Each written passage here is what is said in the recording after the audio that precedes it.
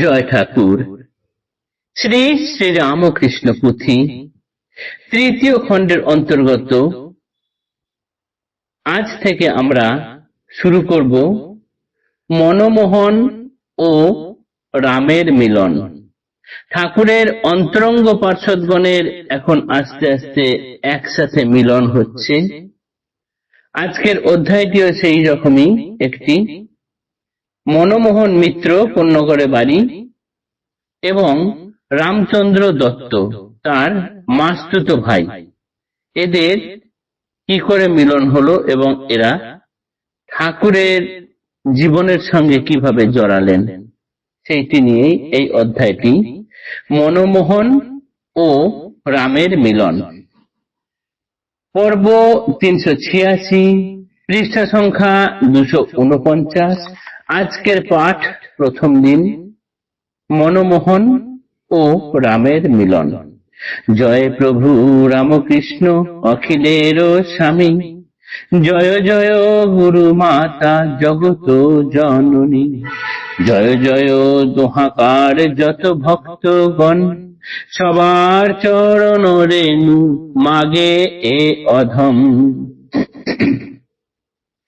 দিন কর কর যেন বরণ আকর, অগণ্য বরণ আছে তাহার ভিতর, আখি মিলে গেলে পরে দেখিবার তরে, প্রখর করে রেতে যে দৃষ্টি শক্তি হরে, তবে বর্ণাকর সূর্য জানা যায় কিসে, চারুতনু রাম ধনু যখন বিকাশে। দিনকর অর্থাৎ সূর্য, সূর্যের যে আলো তাতে বিভিন্ন রকমের বর্ণচ্ছটা মিলে আছে, কিন্তু সেগুলি স্বাভাবিকভাবে দেখলে পরে বোঝা যায় না। আমরা যদি সরাসরি সূর্যের দিকে তাকিয়ে সেই বর্ণগুলো দেখতে যাই তাহলে আমাদের দৃষ্টিশক্তি নষ্ট হবে।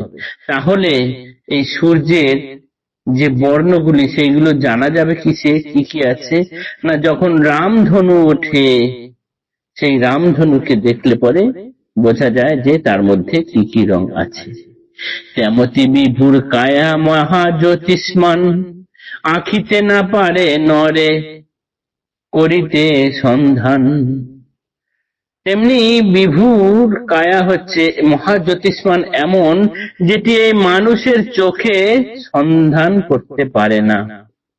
বর্তমান অপরূপ গুণ কি বা তাই, যতদিন নরদেহ না আসে ধরায়, পঞ্চভূতে গড়া দেহ পঞ্চভূত নয়, প্রতিবিম্বে খেলে যাহে গুণ সমুদয়, রূপে গুণে সরৈশ্বর্যবান ভগবান, একা ভাগবত লীলা দেখিবার স্থান।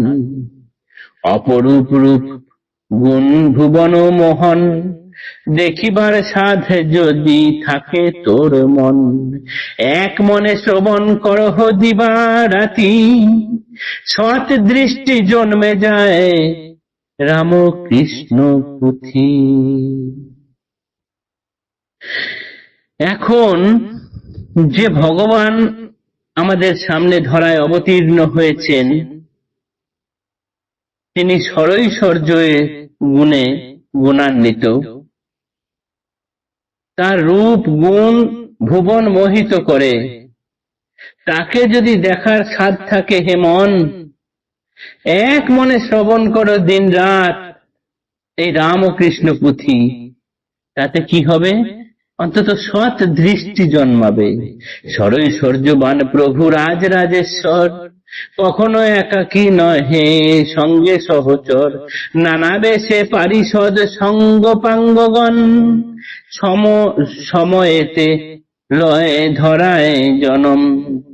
আপনি যেমন গুপ্ত সেই মতো তারা, শোক দুঃখে পরিপূর্ণ নরের চেহারা, পরিব্যাপ্ত নানা স্থানে নানান রকমে, সময় হইলে পরে এক ঠাঁই জমে।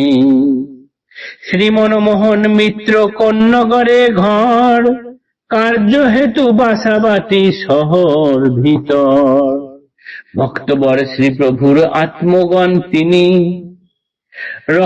রত্নগর্ভা ভক্তিমতী তেমতি জননী।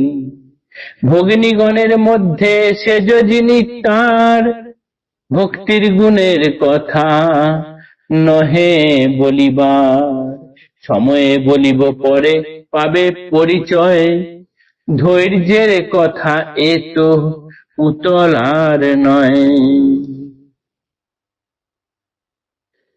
এই সর্বৈশ্বর্যবান প্রভু রাজ রাজেশ্বর যিনি, তিনি কি কখনো একা এই ধরাধামে অবতীর্ণ হন? কখনোই নয়। তিনি যখন আসেন তখন তার সাঙ্গপাঙ্গকে সঙ্গে নিয়েই আসেন।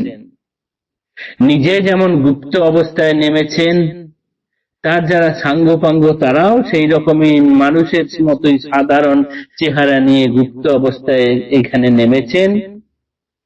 ঠিক ঠিক যখন সময় হবে তখন তারা এক জায়গায় এসে জমায়েত হবেন, এসব ঠিক করাই আছে আগে থেকেই। এইরকম ভাবেই একজন হলেন মনমোহন মিত্র, কোন্নগরে বাড়ি, কিন্তু কাজের জন্য কাছাকাছি থাকার জন্য শহরে অর্থাৎ কলকাতা শহরে বাসা বাড়ি ভাড়া নিয়ে আছেন। তিনি প্রভুর আত্মগণ, তিনি যেমন গুণবান ব্যক্তি, তার মাও সেরকম রত্নগর্ভা, আর তার সেজ বোন, সেটির ব্যাপারে পুথিকার বলছেন পরে বলবো। এত অধৈর্য হলে হবে না, সময়ে সব পরিচয় পাওয়া যাবে। তাহলে শ্রী মনমোহন মিত্র, এই এনার ঠাকুরের কাছে আসার কথা শুরুটুকু আমরা আজ পাঠ করলাম, পরের অংশ আগামী দিনে পাঠ করব। জয় ঠাকুর, নমস্কার।